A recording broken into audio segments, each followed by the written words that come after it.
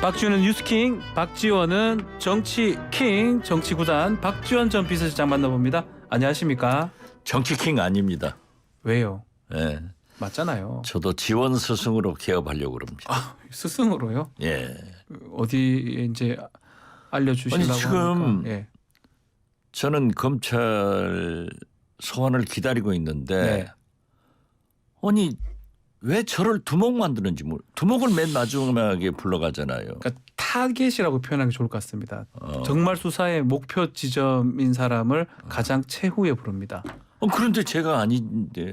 지금 보면 서훈 안보실장은 일단은 조사를 받았다고 하더라고요.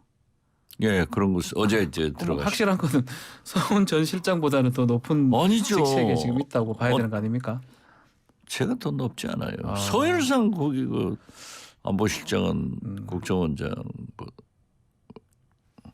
지금 조사 지금 아직 통보 같은 거를 받지는 못하셨나요? 전혀 연락이 없으니까 기도합니다. 하느님, 네. 박지원을 과대평가하지 마십시오. 과대평가해서 두목으로 부르면 큰일 나잖아요. 알겠습니다. 이 검찰 수사 지금 어떻게 보시면 지금 그 서해 사건도 있고 뭐 여러 가지 수사가 있는데 우리 정치 구단 입장에서 봤을 때 검찰 수사는 어떻게 보십니까? 글쎄요, 저는 어떤 경우에도 네. 청와대로부터 무슨 지시를 받았거나 또는 뭐 삭제를 했거나 이런 것은 없기 때문에 그때의 상황이 이제 종합을 해서 보면은 자진월북으로 결론을 내렸지. 네. 다른 누가 뭐 영향력을 행사해서 한 건 아니다. 저는 분명한 거가 있어요. 그리고 우리 국정원은 정책부서가 아닙니다. 정보기관이기 때문에 그렇죠. 네. 첩보와 정보를 수집해서 분석해가지고 대통령께 보고하는 것이 저희 임무이고 정책부서인 외교부나 네. 통일부나 국방부 등을 지원하는 거예요. 그렇기 때문에 저희들이 어떤 주관적 의무는 없다. 저는 그렇게 보고 그런 스탠스를 지금 국정원은 가지고 있습니다. 수사가 이렇게 좀 오래 끌면서 이렇게 대기 중이고 뭐 연락을 기다리고 있는 입장에서 스트레스 좀 많이 받는 상황입니까?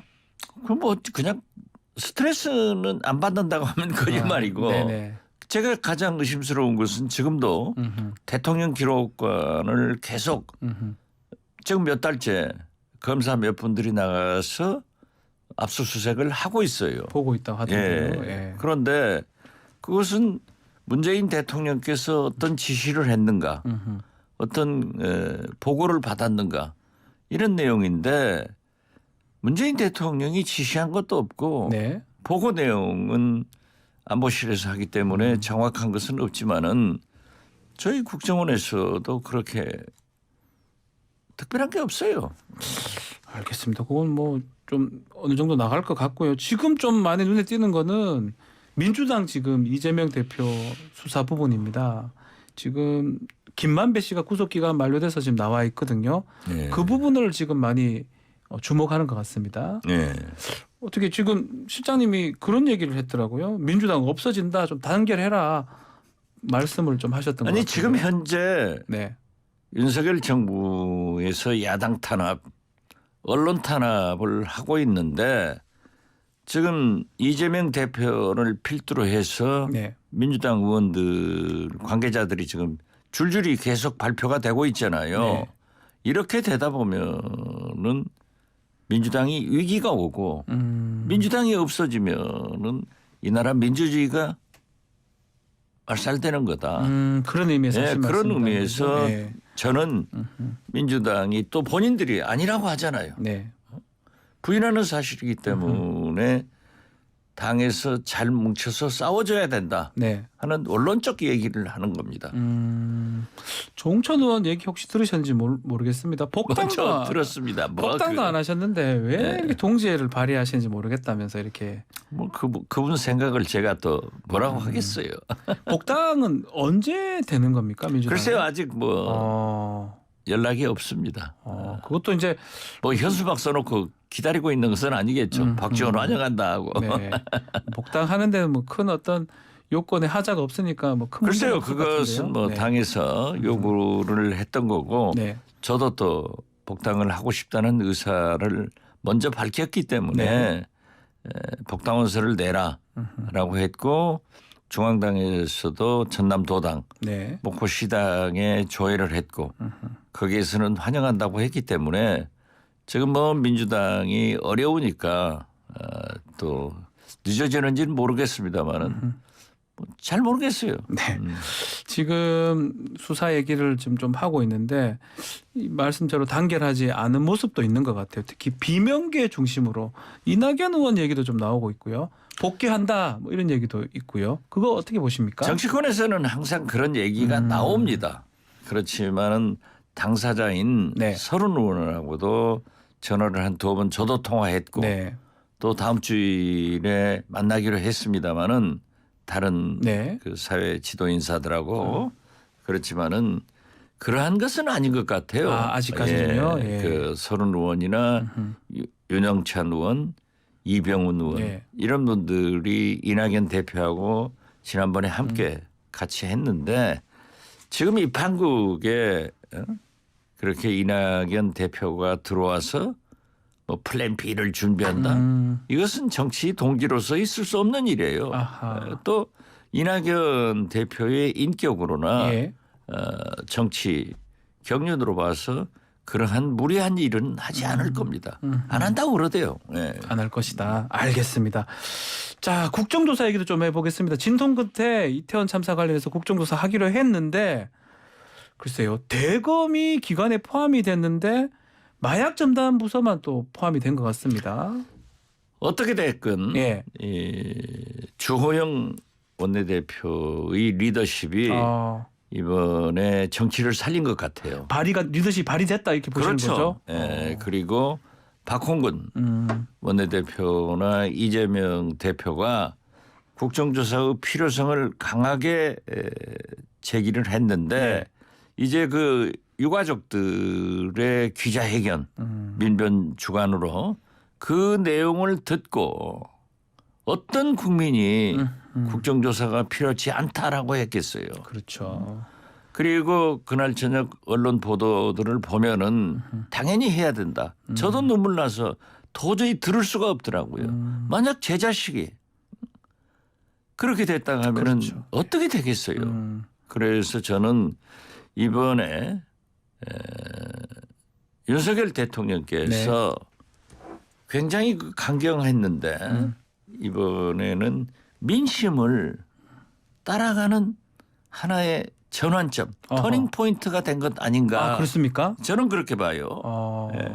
그래서 물론 정무수석이 왜 대검이 포함됐느냐. 그렇죠. 그 얘기를 자꾸 해서 지금 예. 마약 전담 부서로 바꾸기만 그러니까 했는데 이제 예. 윤석열 대통령이 마약 단속 등을 강하게 했고 대검에서도 그게 문제가 있으니까 네. 그 이태원 12구 참사 당시에 경찰들이 마약 단속에 더 열중을 그렇죠. 했다 네. 하는 것을 이제 알아보기 위해서 국정조사에서는 대검의 필요로 했지만은 어떻게 됐든 네.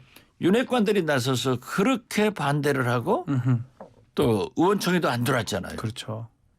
그러면은 주호영 의원은 계속 의원들을 설득했고 청와대와 대통령실과 조율을 했을 거예요. 교감이 있었다고 보는 겁니까 대통령실하고? 아니 그 정도면은 그래서 저는 윤석열 대통령이 집권 6개월 만에 네. 이제 민심을 듣기 시작하는 것 아닌가. 아하. 그래서 저는 윤석열 대통령이 이번에 국정조사를 합의하도록 주호영 원내대표에게 사인을 주었고 그러나 대검에 들어간 것은 문제가 있기 때문에 마약만 하도록 하자. 어허. 이렇게 한 것은 몰라요. 예. 아무튼 윤석열 정치에 처음 있는 일이다. 처음인 일이다. 그래서 잘하는 것은 윤석열 대통령이 그렇게 했다고 하면은 이제 정치는 제가 자꾸 얘기했던 대로 김대중 대통령이 강조한 게 뭡니까? 정치인은 내 생각이 중요한 게 아니다. 그렇죠. 예. 국민의 생각이 중요한 거다. 민심이 12구 참사, 이태원 참사에 대해서는 어떻게 이럴 수 있느냐. 그렇기 때문에 진상규명을 하고 도의적, 정치적, 법적 책임을 물어가야 된다는 네. 것에 대해서 그날의 기자회견과 유족들의 그걸 보고 아마 대통령실에서 저기를 바뀌었을 것이다. 윤석열 대통령도 민심이 이렇구나 해서 어떤 터닝 포인트 됐을 전환점을 것이다. 만들었기 때문에 저는 윤석열 대통령이 집권 6개월 만에 사실 그렇지 않습니까? 북한, 네. 정치, 경제, 외교, 민주주의 네. 총체적으로 실패를 했는데 이제 민심의 중요성을 알았다고 하면은 받아들인 것 아닌가. 아하. 저는 그렇게 좋게 해석을 좋게 하고 보신다는 이제 거예요. 좋게 나가야 된다. 저는 그렇게 생각합니다. 그러면 그 부분 중에 하나가 오늘 저녁에는 여당 지도부하고 만찬을 한다고 합니다. 이 참 야당도 좀 같이 가면 좋은 거 아닌가요? 그건 있을 수 없는 일이에요. 아. 아니 첫 손님을 우리 국민들이 여소야대 네. 협치를 가장 바라고 있잖아요.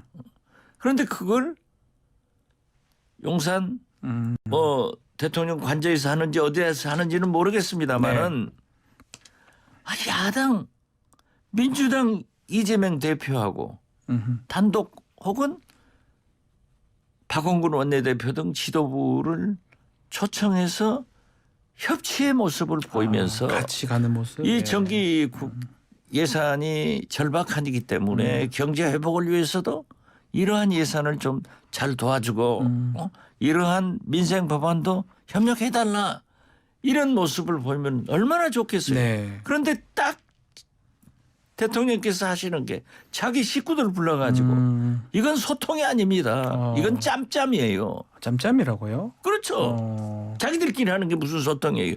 반대자하고 하는 게 소통이지. 다음에는 그래도 뭐 야당도 한번 아니 만날 기회가 그런다고 있지 하면 않을까요? 좋은데 예. 아직도 그걸 안 하고 발표가 안 되고 있잖아요. 네. 그래서 저는 이번에 12구 참사, 이태원 참사의 국정조사를 받아들이듯 네. 그러한 것도 한번 받아들여 보면은 얼마나 좋겠느냐. 지금 나라를 위해서 이럴 때가 아니다 이겁니다. 알겠습니다. 자, 도어 스태핑 중단한 것도 한번 질문을 드려보면 일단은 실장님은 도어 스태핑 계속 할 것이다 이렇게 예측을 하셨던 것 같은데요. 저는 하리라고 봅니다. 근데 지금 중단했는데 아니, 하려면 지금 명분이 있어야 되는 거 아닙니까? 윤석열 대통령도 도어 스태핑 하고 싶어서 근질근질 할 거예요. 아, 그렇습니까? 아니 당신이 예. 용산 시대를 연 게 멀쩡한 청와대 두고 용산으로 간 게 도어 스태핑 아니에요. 네. 그리고 6개월간 유일한 업적이 그거예요. 다른 게 뭐 있어요? 잘한 게 뭐 있어요? 자, 그런데 저는 처음부터 그랬어요. 도어 스태핑 신선하다. 신선하다. 그렇지만 예. 실수한다. 그러니까 차라리 일주일에 한 번씩 대통령실 출입 기자들하고 허심탄회한 네. 간담회를 가졌으면 좋겠다라고 일주일에 했는데 예. 아무튼 도어 스태핑을 소통한다고 강행했잖아요. 예. 그래서 실수 많이 하셨잖아요. 거기서 모든 문제가 생겼잖아요.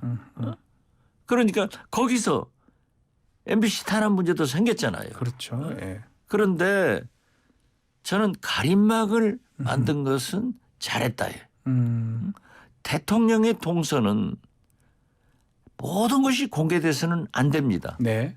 그리고 대통령실을 출입하는 내외 국인이 모두가 공개돼서는 안 되는 거예요. 그런데 저는 이제 제 경험으로는 만약 용산 대통령실을 만들면서 네.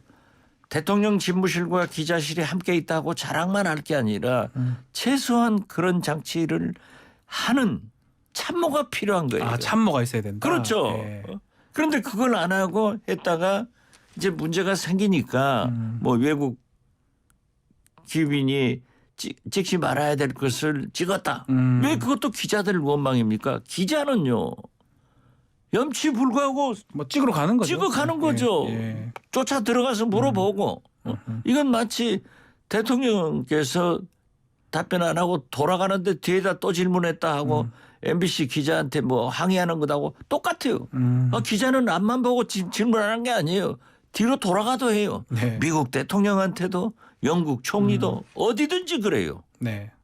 그걸 가지고 도어스태핑을 중단했는데 가림막을 만들어서 대통령의 동선이 모든 게 공개되지 않도록 한 것도 잘했고 내외국인이 대통령실을 출입하는데 대통령을 만나는데 모든 것을 다 공개하는 것도 안 되죠. 네. 그렇기 때문에 가림막 한 것은 다행인데 그런다고 해서 대통령이 그렇게 도어스태핑에서 MBC한테 화내고 그러면 안 되죠.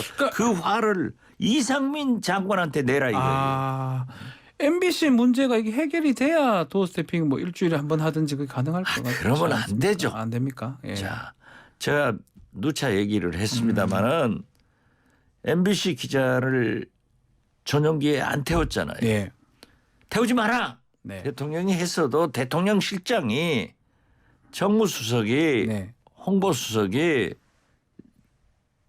태우는 거예요. 아, 참모들이 태웠어야 그렇죠. 된다 이 말씀입니까? 태워놓고 예.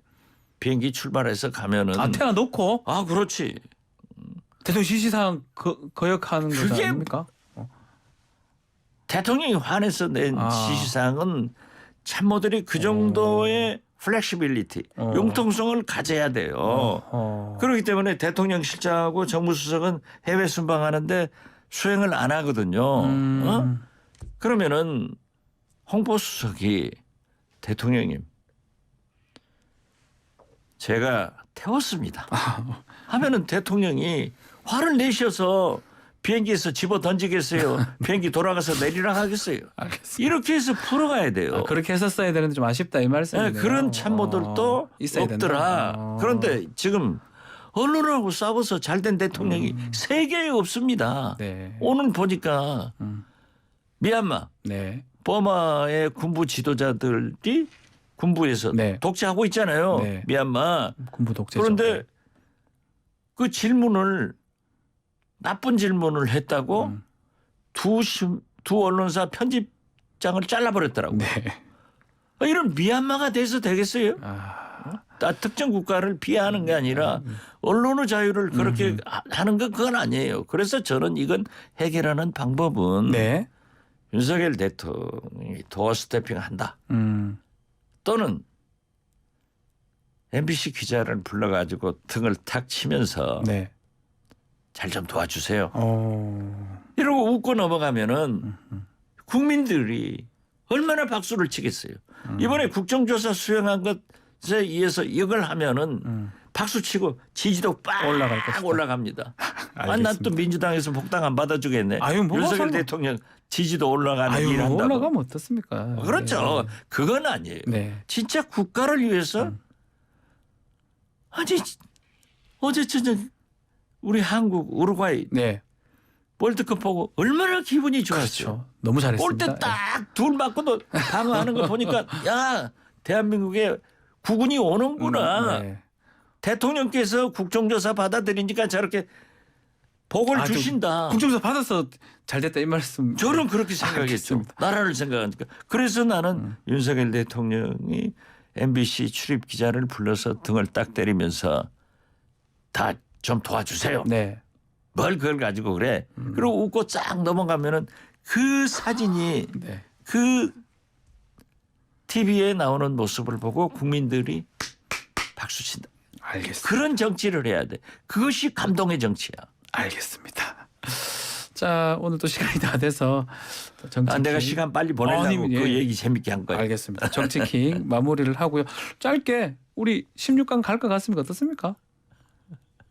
가야죠. 아, 가야죠. 아니 가야죠. 그런데 알겠습니다. 운이 따르는. 네, 운이 따른 것 같다. 알겠습니다. 그래서 대통령이 MBC 네. 풀어내면은 국군이 또 그쪽으로 확 밀려가지고 더 잘 될 거예요. 알겠습니다. 그래서 나라가 잘 되게 하자 이거예요. 예, 알겠습니다. 자, 정치킹 박지원 전 비서실장과 함께했습니다. 감사합니다. 예, 감사합니다.